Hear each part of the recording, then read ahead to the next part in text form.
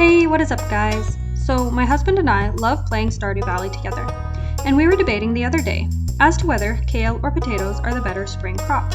Most people we've seen seem to favor potatoes, but on paper it looks like kale could potentially outshine potatoes. And so we wanted to test it out. Both kale and potato seeds take 6 days to grow, so you'll be able to get the same number of harvests in a season. I've made this graph to help give a visual aid of these numbers.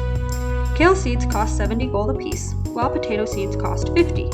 Kale, without the tiller profession, sell for between 110 and 220 gold, depending on the quality of the crop. Potato, on the other hand, go for 80 to 160. As you can see from the graph, though kale seeds cost 20 more gold than potato, even if you only get the lowest quality, you should be gaining 10 gold per crop sale. But we also have to take into consideration that potatoes have a chance to drop multiple crops, where kale will only drop one. So we figured we'd test this out in the actual game. I'm sure there are other ways to do this, and better ways to go about testing this hypothesis, but we decided to each start a new farm, and only plant either kale or potatoes. We'll both spend all the money that we have on our respective seeds, and see who comes out with the most money at the end of spring year 1. We'll plant our initial parsnips to give us some funds to go off of. We also decided that we wanted to have the same amount of money from outside sources, so we won't be selling anything other than the parsnips and our respective crops. We'll both get the 100 for harvesting a parsnip, the 100 for farming level 1 and building a scarecrow, and the 250 for returning Robin's lost axe. My husband is going to be doing the potato farm, and I will run the kale farm. Fortunately, we both got 1 gold parsnip, and the rest were regular, so there should be no issues with money there. I'm able to purchase 16 kale seeds, and my husband gets 22 seeds. You can for sure get more potato seeds initially. I turned my first 16 kale seeds, plus the money from the scarecrow and Robin's axe, into 30 kale seeds. Then, for my third and final harvest, I buy 49 seeds. By the end of my first spring, I hit farming level 4 and made 11,960 gold, which seems like a teeny tiny amount of money.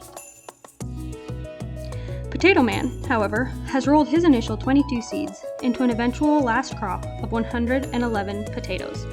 He ended his first spring with farming level 5 and 20,872, which is almost twice as much as I made with kale. It's likely no one is surprised by these results. But we got thinking, what about later on, when you're not limited by how many seeds you can buy? So we tried it again. This time, we both start with 10,500 gold. We'll buy the same amount of seeds and see who makes more money and has a higher farming level by the end.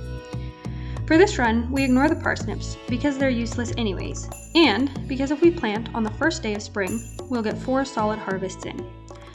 Unfortunately, we have to hand water all the seeds, as we don't have access to sprinklers yet, so it's going to be a pain. We decided to buy the same amount of seeds because later in the game, the limiting factor would likely be crop slots and not finances. So we started with 50 seeds each. We decided on this so that we could make sure that we'd have enough energy to finish tilling and watering the ground. As we gain experience, we should be able to get more seeds. The next few days are just going to be watering, so I'll skip ahead. We also won't need the money from Robin's lost axe or the scarecrow quest, so we'll forget about those for now. Unfortunately, a crow got one of my crops from my very first harvest. But it's okay, because they got 3 from my husband. So he's going to buy 2 extra seeds for the next batch. The next time, we bought 75 seeds each, and then for the next 2 harvests, we'll go with 99. This is mostly because I had a nice square farm and I wanted to keep it that way. Or I guess maybe it's more of a rectangle. I don't know.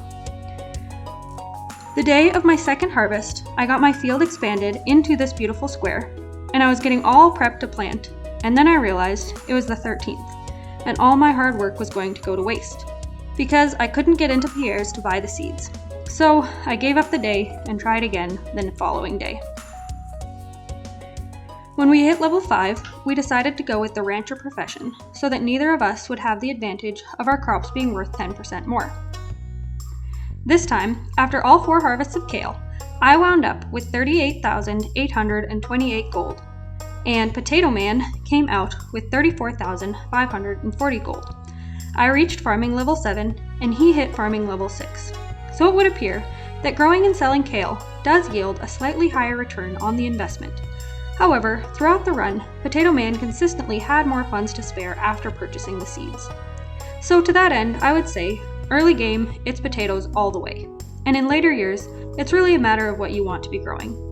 If you're like my husband and never carry your scythe with you, you'll probably want to stick with potatoes. If you'd like some variety, you'd also be good to switch to kale. But realistically, a difference of just over 4,000 gold later game doesn't really matter.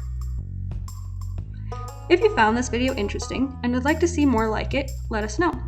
If you have ideas on how we could optimize a run like this, we'd also love to hear those ideas. We hope y'all have an amazing day.